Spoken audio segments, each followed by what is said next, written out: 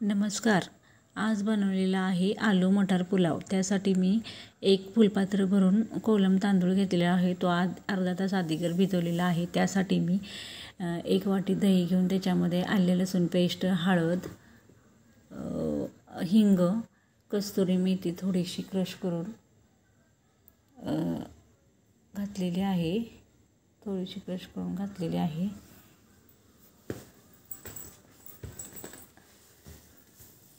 बिर्याणी पुलाव मसाला घातलेला आहे.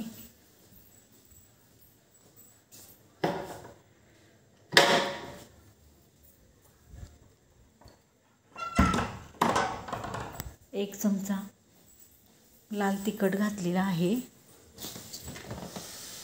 अर्धा चमचा काश्मीरी लाल मिरची पावडर घातलेली आहे. चवीपुरतं मीठ घातलेलं आहे.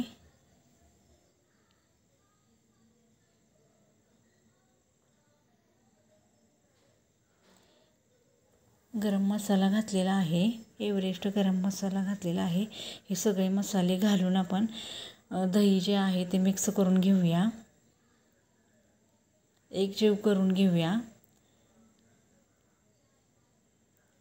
त्यासाठी मी 1 वाटी फ्रोझन मटार घेतलेले आहेत. बटाट्याचे छोटे छोटे काप करून घेतलेले आहेत. बटाट्याचे छोटे छोटे काप आहेत ते आता कढईमध्ये मी रोस्ट करून घेणार आहे. 1 पळी तेल टाकलेलं आहे, छोटी पळी. त्यामध्ये बटाट्याचे काप घालून मी ते आता लालसर रंगावर रोस्ट करून घेणार आहे.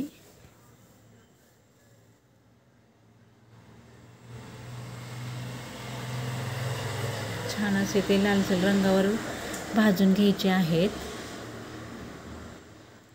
तोपर्यंत दुसऱ्या गॅसवर मी ज्या फुलपात्राने तांदूळ घेतलेला आहे त्या फुलपात्राने तीन फुलपात्र पाणी गरम करून घेतलेलं आहे. गॅसवर कुकर ठेवलेला आहे छोटा. त्यामध्ये फोडणीसाठी जिरे टाकलेले आहेत. एक लांबडा कट केलेला कांदा घातलेला आहे फोडणीला. बाकीचे जास्त मसाले मी घालणार नाही आहेत. बटाटो भाजून घेतलेला आहे, तो मी टाकलेला आहे. आता मटार टाकूया. मी फ्रोझन मटार वापरला आहे. तुम्ही कोणताही वापरू शकता तुमच्या आवडीनुसार.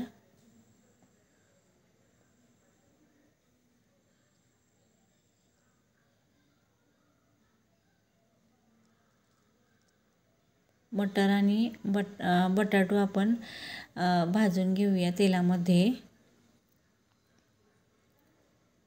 जो दह्यामध्ये आपण मसाले सगळे एकत्र करून घेतलेले आहेत ते दही मसाल्याची पेस्ट यामध्ये टाकूया.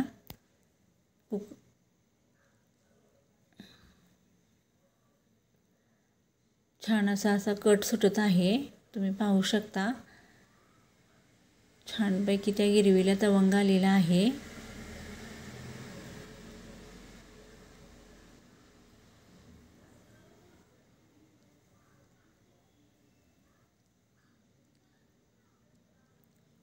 आलू मटर पुलावसाठी आपण छान अशी दह्याची गिरवी करून घेतलेली आहे.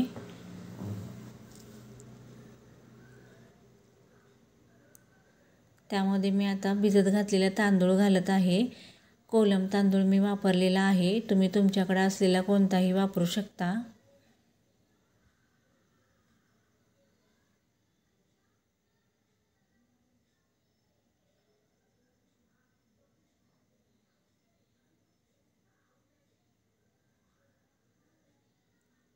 एक फुलपात्र भरून मी तांदूळ घेतलेला आहे.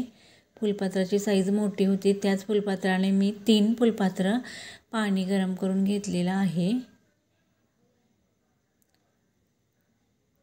सगळे मसाले आणि तांदूळ मी एकसारखं परतून घेत आहे तेलामध्ये.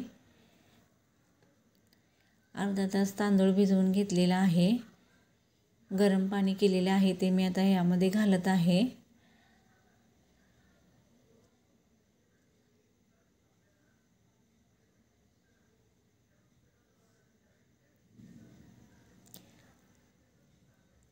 आता 1 उकळी आणून द्यायची कुकरमध्येच. थोडीशी वरून पण कस्तुरी मेथी टाकलेली आहे. धने पूड टाकलेली आहे. आणि बिर्याणी पुलावचा एसेन्स टाकलेला आहे, 1-2-3 थेंब. बिर्याणी शिजत आली की याने आपला सुगंध चांगला येतो बिर्याणीला किंवा फोडणीच्या भाताला. आता अशी एक उकळी आलेली आहे. कुकरचं झाकण लावून मी मंद आचेवर ठेवून 2 शिट्ट्या काढणार आहे.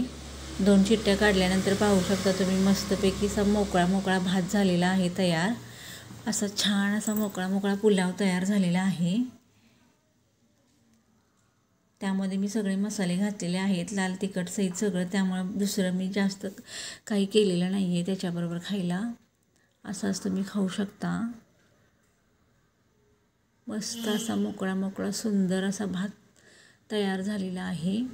आलू मटर पुलाव आपला तयार झालेला आहे.